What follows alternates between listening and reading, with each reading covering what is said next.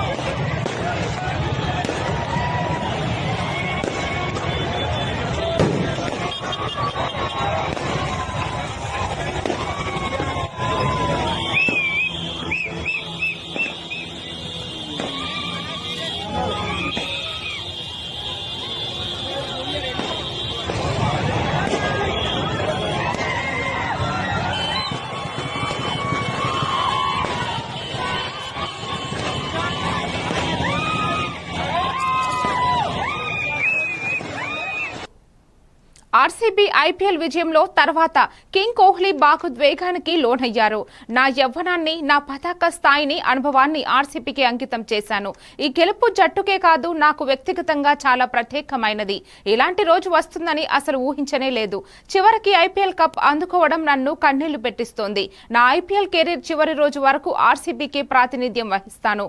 బెంగళూరు నా హృదయం, నా ఆత్మ అంటూ కోహ్లీ ఎమోషనల్ స్టేట్మెంట్ ఇచ్చారు. ఆర్సీబీ అభిమానుల ప్రేమకి ఆయన కృతజ్ఞతలు తెలిపారు. ఈ విజయాన్ని కోహ్లీ తన జీవితంలో మర్చిపోలేనిదిగా పేర్కొన్నారు.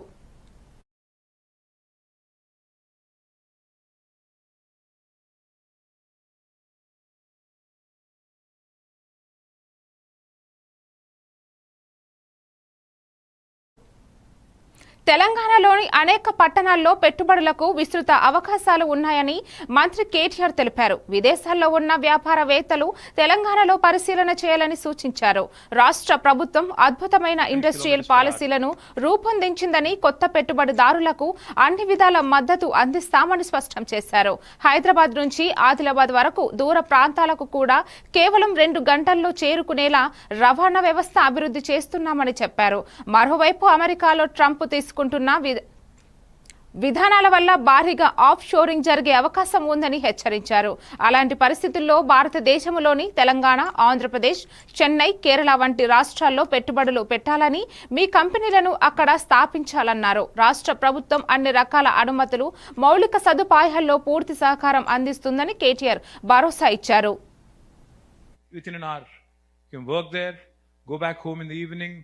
Enjoy with your family a quality of life. Likewise, I do believe high-speed rail connectivity is going to be one of the biggest investments from the Union government's perspective as well over the next 1 to 2 decades.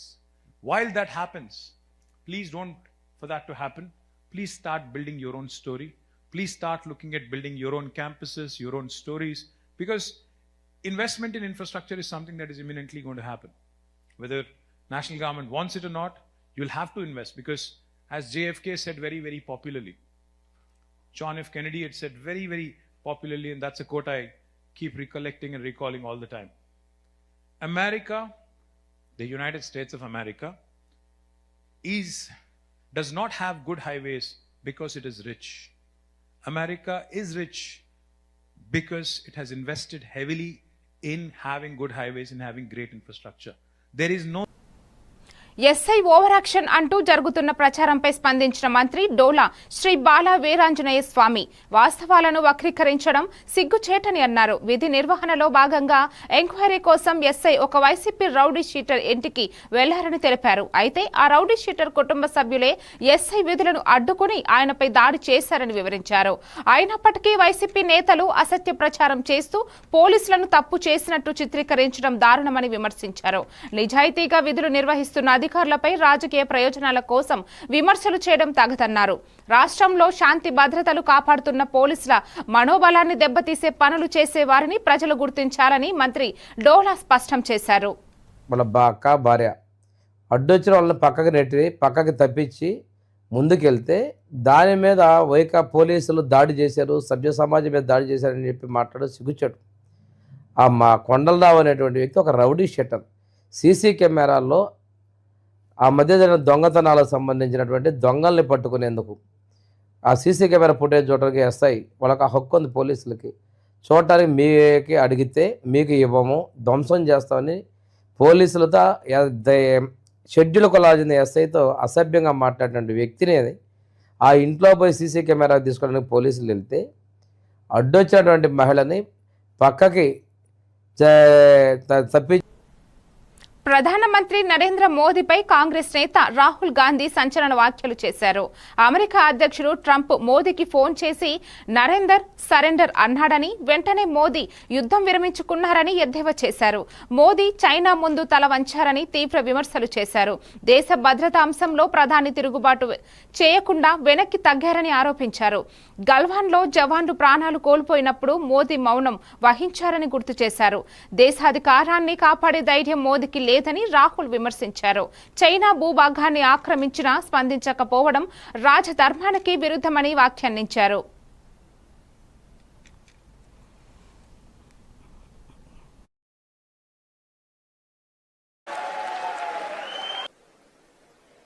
क्या कर रहे हो?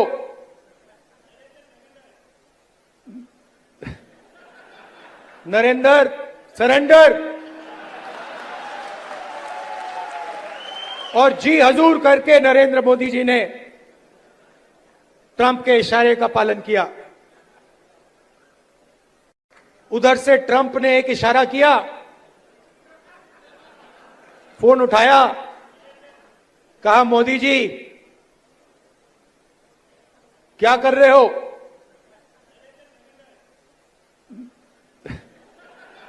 Narendra surrender और जी हजूर करके नरेंद्र मोदी जी ने BRS BJP కలిసి కాంగ్రెస్ పార్టీకి దొంగ దెబ్బ తీయాలని కుట్ర చేస్తున్నాయని ప్రభుత్వ విప్ ఎమ్మెల్యే ఆది శ్రీనివాస్ తీవ్ర ఆరోపణలు చేశారు. ఇటీవల లీక్ అయిన కల్వకుంట్ల కవిత లేఖ దీనికి స్పష్టమైన సాక్ష్యమన్నారు. బీఆర్ఎస్ కు పొత్తు లేదని హరీష్ రావు చెబుతున్న మాటలకు బదులుగా స్వయంగా కేసీఆర్ స్పష్టత ఇవ్వాలని డిమాండ్ చేశారు.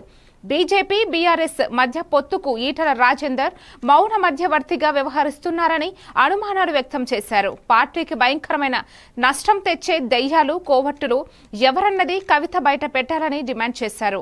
రాష్ట్ర రాజకీయాల్లో కాంగ్రెస్ ను దెబ్బతీసే ప్రయత్నాలు సజావుగా సాగుతున్నాయని ప్రజలు ఈ కుట్రలను గుర్తించాలని సూచించారు. వారి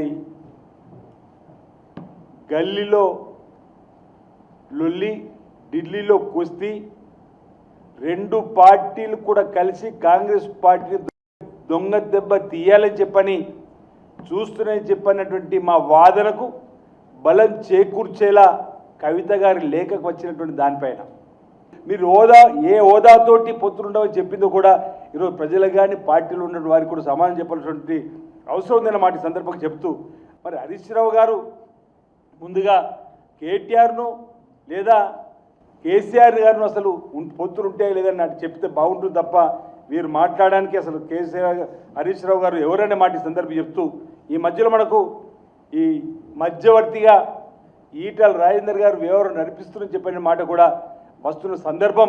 ఈ మధ్యలో మా పీసీ అధ్యక్షులు మహేష్ కుమార్ గౌడ్ గారు కూడా అనేక అనుమానాలు చెప్పిన సందర్భాన్ని కూడా గుర్తు చేస్తూ, ఈరోజు బీజేపీ బీఆర్ఎస్ అక్రమ సంబంధం లేదా బీఆర్ఎస్ బీజేపీ చీకటి ఒప్పందం, బీజేపీ బీఆర్ఎస్ రెండు కూడా దొంగ దెబ్బ తీయాలి కాంగ్రెస్ పార్టీని చెప్పని అనుకునేటువంటి అంశాలన్నీ కూడా కవిత లేఖతో సాక్ష్యాలతో బయట పెట్టింది. ఆ అంశంపైన జవాబులు ఇస్తే బాగుంటుందని ఈ సందర్భంగా హరీష్ రావు గారు కోరుతూ, ముందుగా కవిత ప్రశ్నలకు సమాధానం చెప్పాలని, ఆ దయ్యాలు ఎవరు, ఆ కోవట్లు ఎవరు, దాని మాజీ సీఎం జగన్ పై మంత్రి సవిత తీవ్రంగా విరుచుకుపడ్డారు. జగన్ కి చీప్ పాలిటిక్స్ మాత్రమే తెలుసని మండిపడ్డ మంత్రి, తల్లిని చెల్లిని మోసం చేసిన వ్యక్తి జగన్ అని సంచలన వ్యాఖ్యలు చేశారు. గత 5 ఏళ్ల వైసీపీ పాలనలో దళితులపై ఎన్నో దాడులు జరిగాయని గుర్తు చేశారు.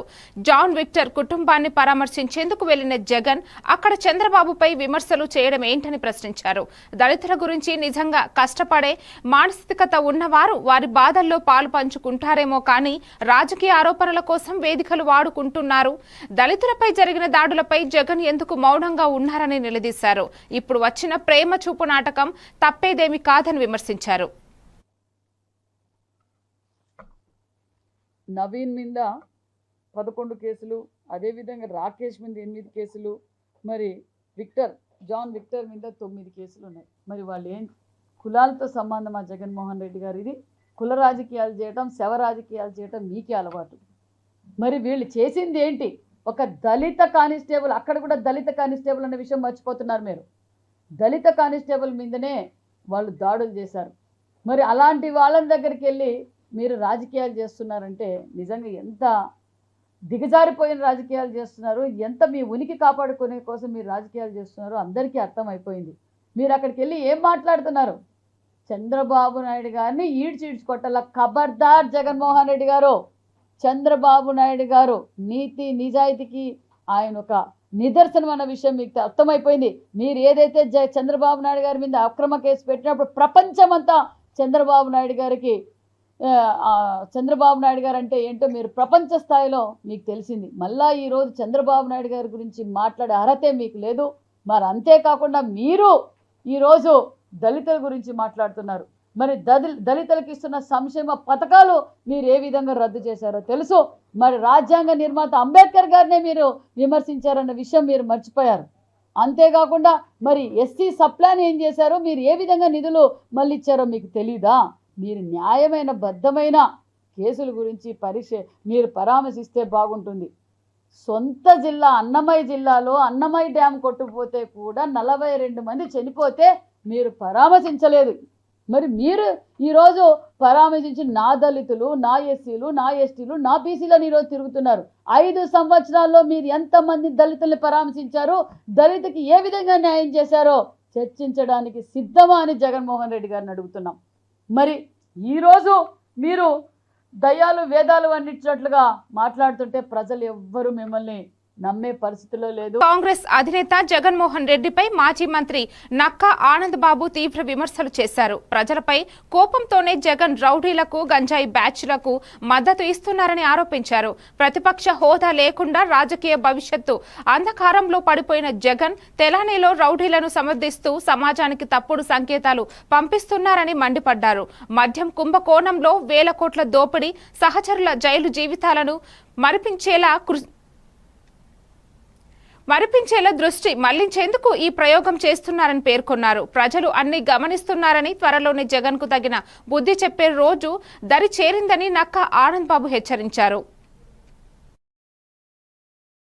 ప్రతిపక్ష హోదా కూడా ఇవ్వని జనం అంటే అతనికి ఒక రకమైన జుగుప్స కలుపుతాయి. రోజు రోజుకి ఫ్రస్ట్రేషన్ పెరిగిపోతూ ఉంది. లేకపోతే ఏంటి, 5 ఏళ్ళు సీఎంగా చేశాడు, 5 ఏళ్ళు ప్రతిపక్ష నాయకుడిగా ఉన్నాడు.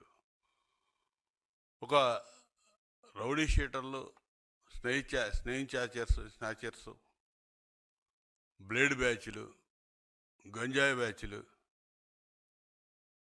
వీళ్ళకి అండగా నిలబడి సభ్య సమాజం ఏమనుకుంటుందో కూడా ఆలోచన చేయకుండా ఎగబడిపోతా ఉన్నాడు. సమాజానికి ఏం సందేశం ఇవ్వాలనుకుంటున్నాడు? ఈయన అయిపోయింది, మాజీ ముఖ్యమంత్రి, ఇక లేదు, రాజకీయంగా అవకాశం లేదు, ప్రజా జీవితాన్ని పనికిరాడు. ఈ గంజాయి అమ్ముకునే వాళ్ళు, డ్రగ్స్ డీలర్లు, పెడ్లర్సు, ఈ బ్లేడ్ బ్యాచ్లు, వీళ్ళందరూ గౌరవాధ్యక్షుడిగా పెట్టుకుంటే బాధ్యతన్నాయి. లేకపోతే మద్యం కుంభకోణం రాష్ట్రంలో వేల కోట్ల రూపాయల మద్యం కుంభకోణంలో తన సహచరులు, అనుచరులు, బంధువులు, మిత్రులు అందరూ కూడా జైలుకి వెళ్తా ఉన్నాడు ఒకడొకడు. వాళ్ళ తర్వాత మొత్తం ఏళ్ళన్నీ కూడా తాడేపల్లి ప్యాలెస్ వైపు చూపిస్తూ ఉన్నాయి.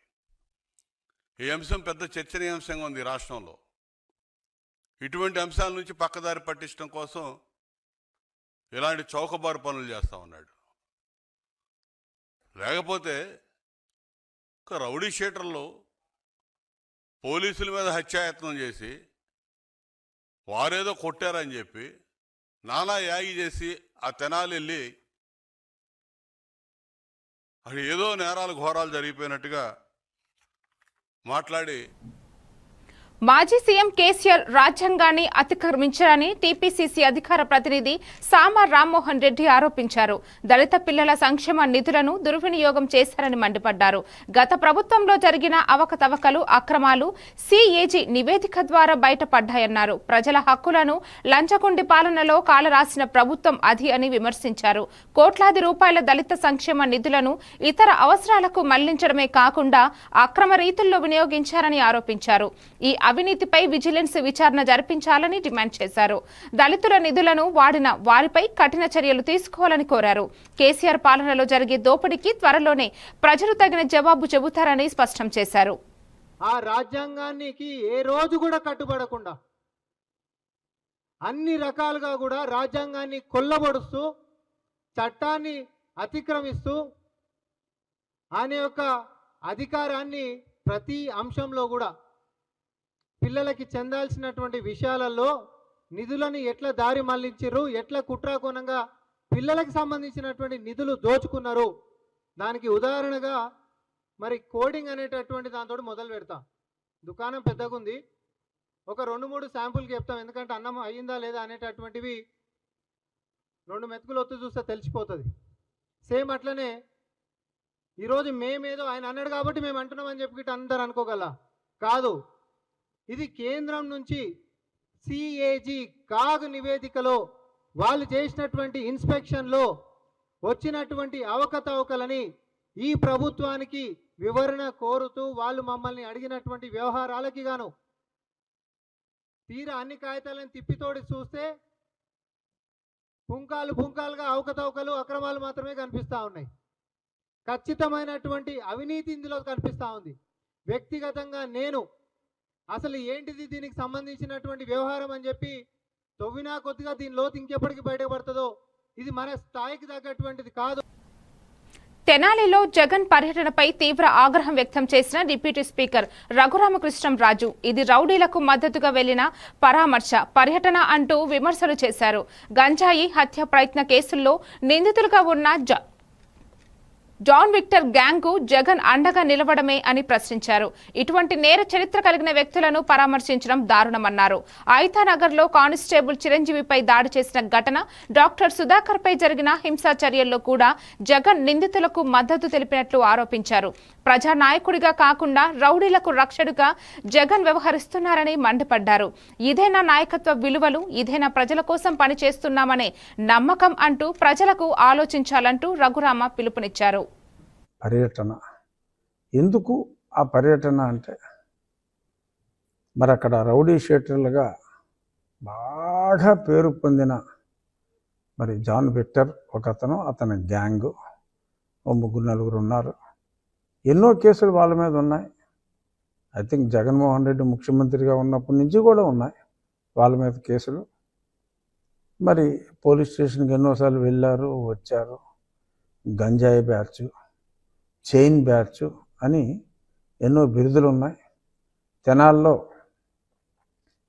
ఎంతో పేరు ప్రసిద్ధిగాంచిన ముఠా, గంజాయి ముఠా వాళ్ళని చెప్పి విశిష్టమైన ప్రాధాన్యత సంతరించుకున్న ఆ రౌడీల్ని ఒక హెడ్ కానిస్టేబుల్ మీదే, ఒక బీసీ హెడ్ కానిస్టేబుల్ మీద హత్య ప్రయత్నం చేశారు.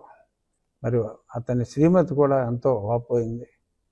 ఆ అమ్మాయి దళిత సామాజిక వర్గానికి చెందిన అమ్మాయి, వారు ప్రేమ వివాహం చేసుకున్నారని పేపర్లో చదివా.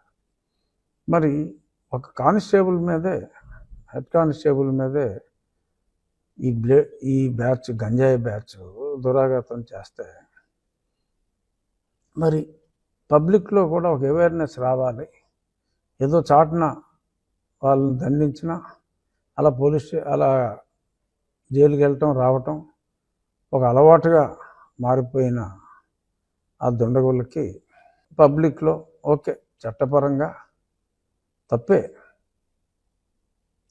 ఎలాంటి చోట్లే చట్టం న్యాయం ధర్మం అనేవి కూడా వస్తూ ఉంటాయి. అధర్మం ఏం కాదు, అన్యాయం ఏం కాదు, కానీ డెఫినెట్గా చట్టానికి కాస్త వ్యతిరేకమే పబ్లిక్లో అలాగా చేయటం. మరి ఒక డాక్టర్ని సుధాకర్ని నడి రోడ్డు మీద కొట్టించిన వ్యక్తి అప్పటి ముఖ్యమంత్రి, సుబ్రహ్మణ్యాన్ని పార్సిల్ చేసిన వ్యక్తిని మద్దతు ఇచ్చిన వ్యక్తి అప్పటి ముఖ్యమంత్రి. ఇలా ఎన్నో ఉన్నాయి, చాలామంది కూడా మాట్లాడినట్టున్నారు ఆ విషయాలు. ఇది ఇవాల్టి bulletin. Keep watching A1 TV Telugu news.